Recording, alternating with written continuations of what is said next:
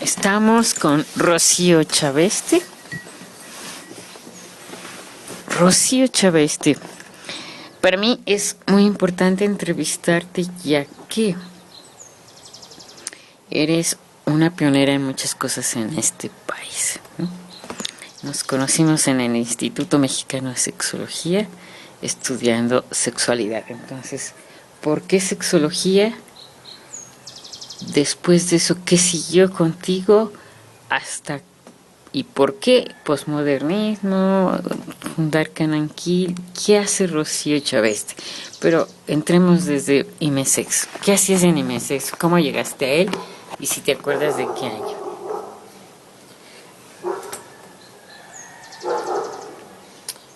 Creo que entro a IMESEX más o menos a partir de...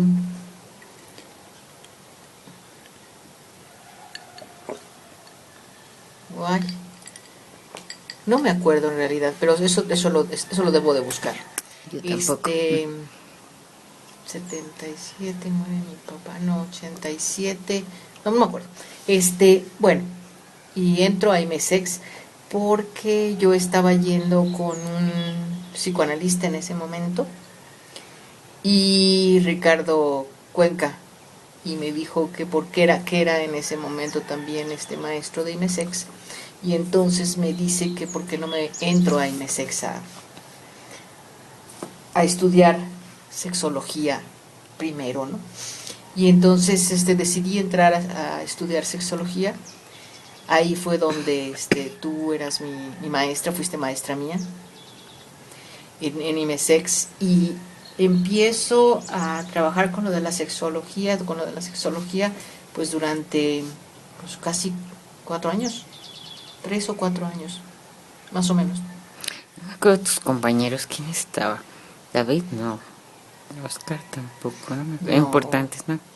No, ninguno de ellos. Estaba la que fue esposa después de Ricardo Cuenca, de Mariso. Marlena Michel.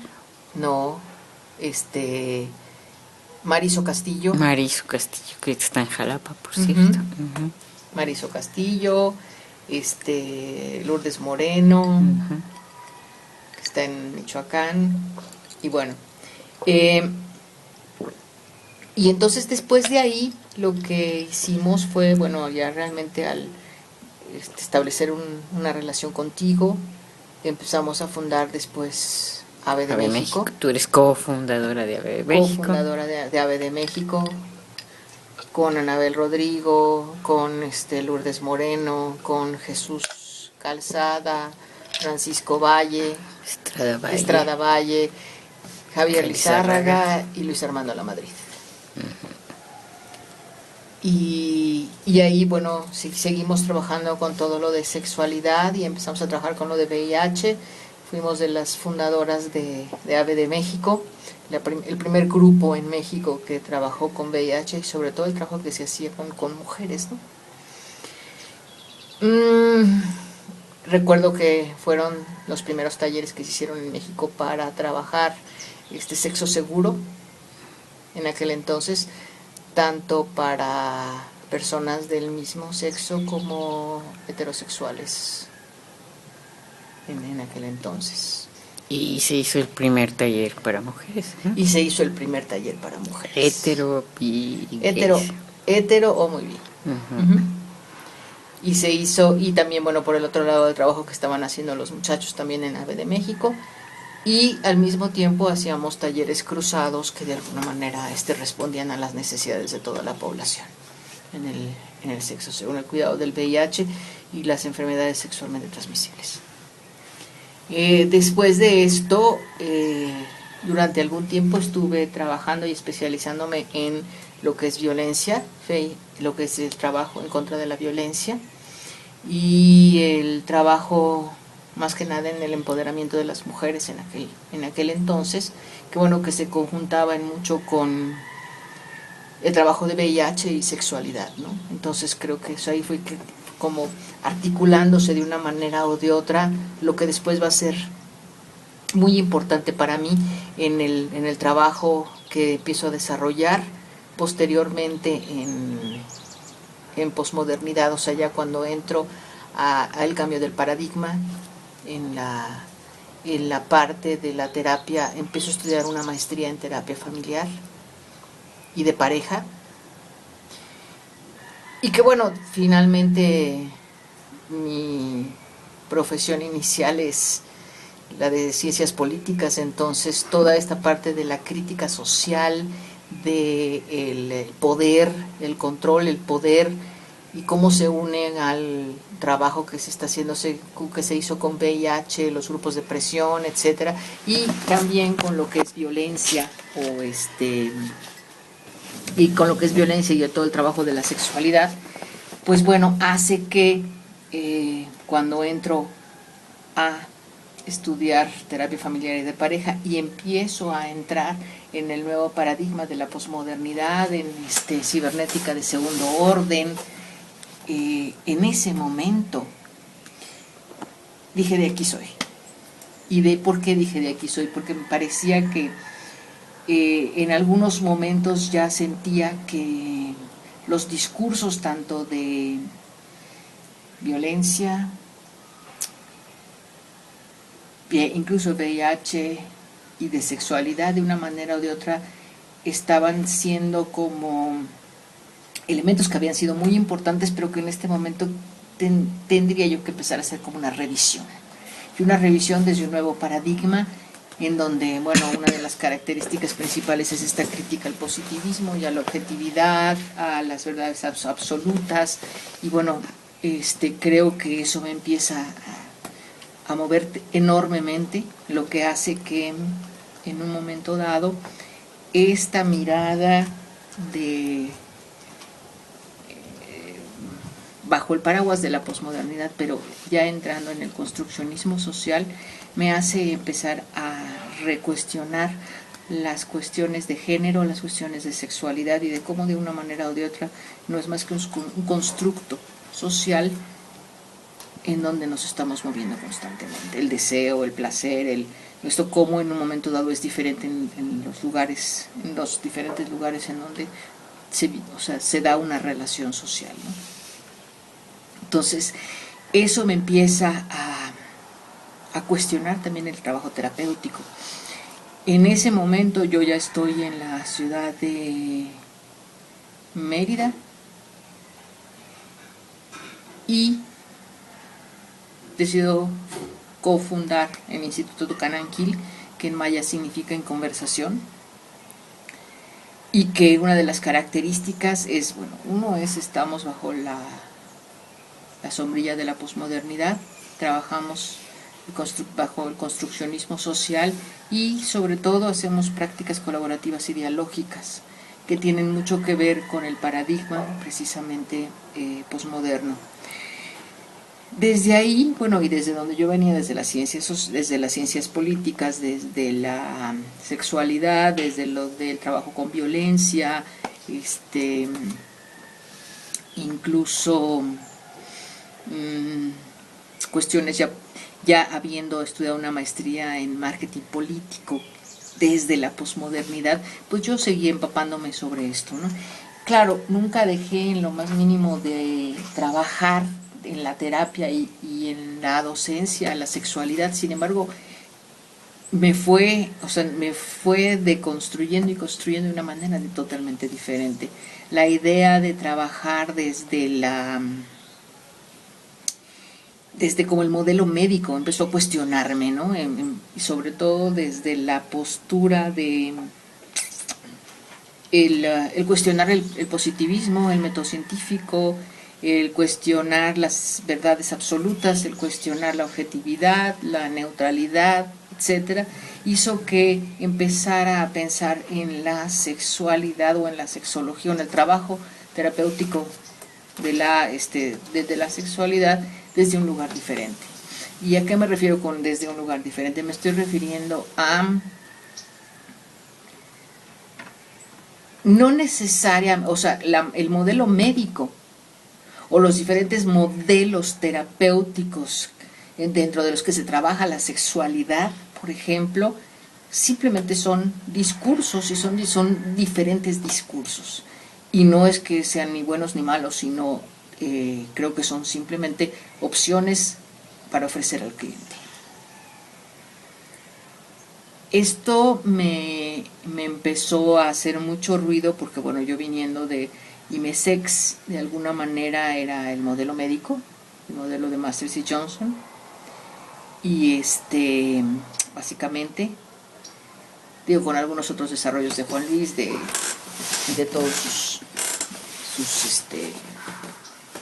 sus iniciadores, ¿no? Pero era un modelo médico. Entonces, ¿cómo empezar a mezclar, bueno, no mezclar, sino invitar a que participaran estos lenguajes, tanto el modelo médico como el modelo, como otros modelos, y que el cliente fuera el que fuera acomodando o entretejiendo su propia idea acerca de la sexualidad y lo que le puede funcionar o no le puede funcionar?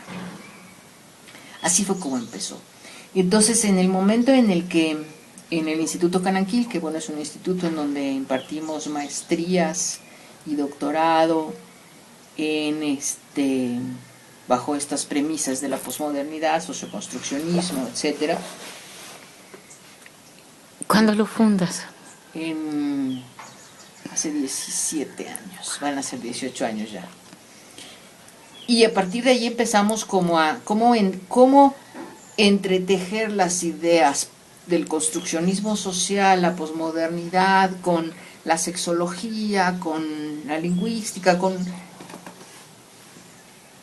todo lo que era lo que estaba trabajándose en la península de Escandinavia, con los procesos reflexivos, el trabajo de Michael White en Australia, de Just Therapy en Nueva Zelanda, y el trabajo de Kenneth Gergen en Estados Unidos, y Harlene Anderson y Harry Gulishan trabajando ya el proceso colaborativo, los procesos colaborativos. Pero bueno, yo finalmente tenía todo un bagaje de la sexología. Entonces, lo interesante me parece que ha sido dentro de esta quizá es una nueva manera de mirar el trabajo terapéutico de la sexualidad, ya que no es que no utilice todos los elementos con los que fui creciendo o fui formándome en la parte de la sexualidad humana, sino cómo ofrecer este discurso al cliente, pero también ofrecerle otros, y cómo el cliente puede ir armando o tomando en cuenta algunos otros elementos que por lo general no se toman en cuenta en función de que tenemos como una manera o un método de hacer las cosas, ¿no?